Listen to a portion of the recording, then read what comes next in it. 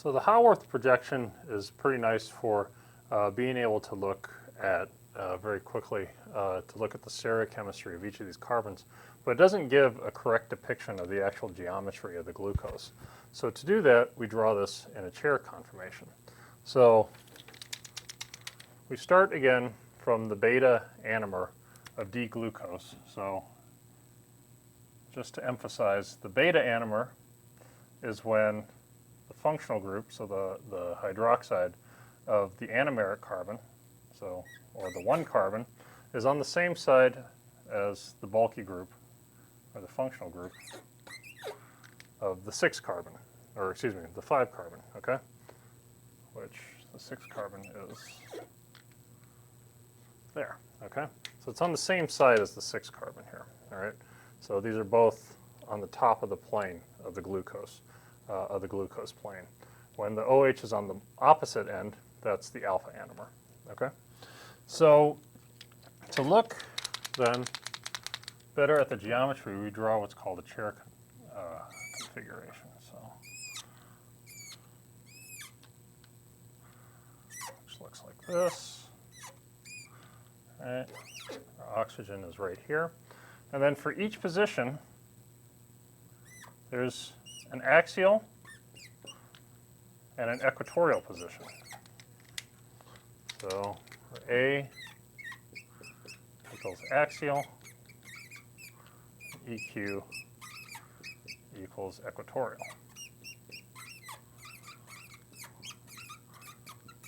And as you might think the name would suggest, the equatorial lies on the equator, so it's pointing out, this is the carbon, it's pointing out to the side of the molecule, while the axial is pointing either up or down.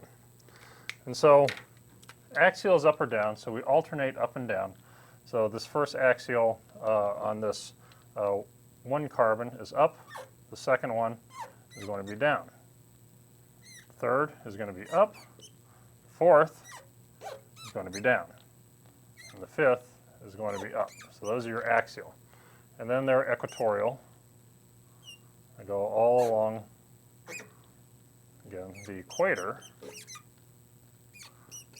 of the glucose. Okay? So now we can draw 2 conformations depending on what anomer we have of D-glucose. For the beta anomer, we can draw 2 conformations. So one is where the OH or the C2OH group all lie at the equator. And this happens because, again, if you look at the Haworth projection, they alternate. So this one's on top, bottom, top, bottom, top. So that means in the chair conformation, they can either lie all on the equatorial position, or alternatively,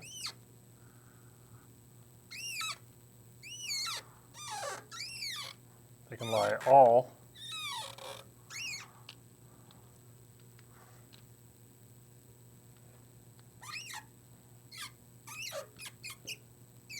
on the axial positions.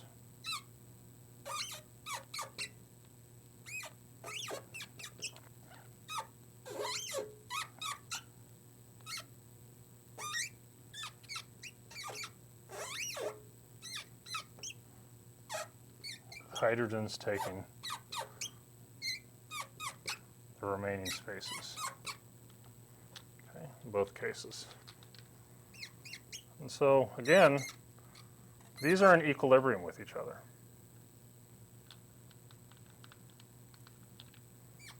Let's draw on our hydrogens first.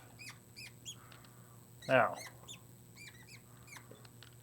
there's going to be a difference in the sterics between these 2 configurations now that we actually look at this in a geometry that the glucose is actually going to take in solution. And so what happens here is that the bulky groups, which are the functional groups, not the hydrogens, are either going to lie all on the equator pointing outside of the glucose, or they're all going to point up or down. Now, if all of these are in the equatorial position, they bump into each other less. That means there's less steric hindrance. Versus if they're all in these axial positions, as is shown here, we'll mark this so it's a little bit easier to note. This is all axial, all equatorial. There's less steric hindrance between the bulky groups and the all equatorial. And so because these OH groups flip the side that they're on, right, or these OH and the CH2OH group, these bulky groups in other words, are able to all lie in the equatorial, which is the most energetically favorable place for them to be because it reduces steric hindrance between these side groups. Glucose is actually in a very, very stable conformation if it takes this all equatorial position versus all axial. That's a very unfavorable. So the equilibrium lies largely to this direction. And also because that glucose is the only one that has this particular stereochemistry where all these bulky groups can lie on the equator, it's thought that this may be one reason that glucose is one of the most commonly found sugars in nature. And so that may be, again, something to do with its energetics, which we can see by looking at the chair conformation of glucose.